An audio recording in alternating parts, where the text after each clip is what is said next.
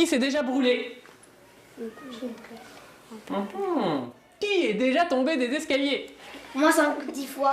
Ah, vous voyez, quasiment tout le monde a déjà eu une petite situation d'accident. Des accidents domestiques comme cela, on en dénombre 11 millions chaque année.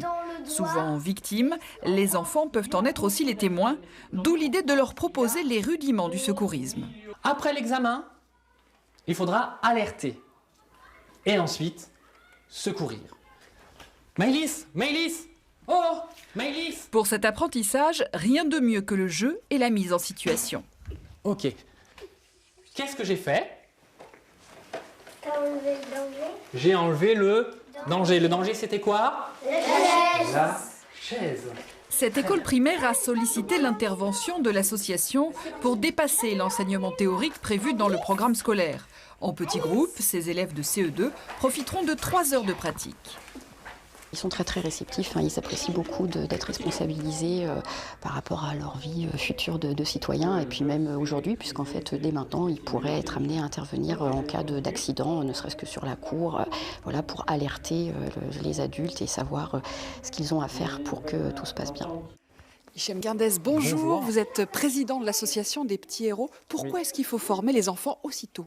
Il est important de former les enfants aussitôt pour leur donner la capacité d'agir face à une situation d'accident qui peut arriver à domicile, pour que l'enfant puisse gagner confiance en lui et contrairement à l'adulte qui a souvent peur de mal faire ou peur de faire mal, c'est de faire en sorte qu'il n'ait pas de croyances limitantes, lui donner la capacité. Vous êtes ancien pompier, vous êtes formateur en secourisme, vous êtes aperçu que ces enfants pouvaient être vraiment très importants dans des situations d'urgence. Ah oui, totalement. L'enfant peut être acteur face à une situation d'accident. Il peut être le premier témoin, le premier maillon de la chaîne de secours. On lui demande de se protéger et d'alerter les secours, à minima. Votre association, elle est née ici à la Garges de Bretagne, mais elle a déjà beaucoup de succès. L'association Les Petits Héros a démarré donc en 2015. Aujourd'hui, c'est 12 associations en France, 150 bénévoles. Et on intervient dans les écoles. On intervient aussi dans le cadre de l'école extrascolaire à GPS. Donc on donne l'occasion aux parents d'inscrire leurs enfants dans des sessions de secourisme en dehors de l'école. Et on a monté une pièce de théâtre sur les gestes qui sauvent. Et on monte des actions pour que l'enfant puisse apprendre autrement. 2-3 doigts sous le menton. Je bascule la tête en arrière. Non, 2-3 doigts sous le menton ici. Comme ça. Je bascule la tête en arrière. Vas-y, basculez, basculez, basculez. Maintenant, mettez l'oreille devant la bouche et j'apprécie la respiration pendant au moins 10 secondes. Vous avez entendu les bruits de la respiration? Oui. Senti l'air sur votre joue? Oui. D'accord. Vu avec les yeux si le ventre bougeait? Oui. Très bien. Donc votre victime respire. Tu as tout retenu là. Oui. Ça y est, c'est bon. Futur secouriste. Et là, il est assommé.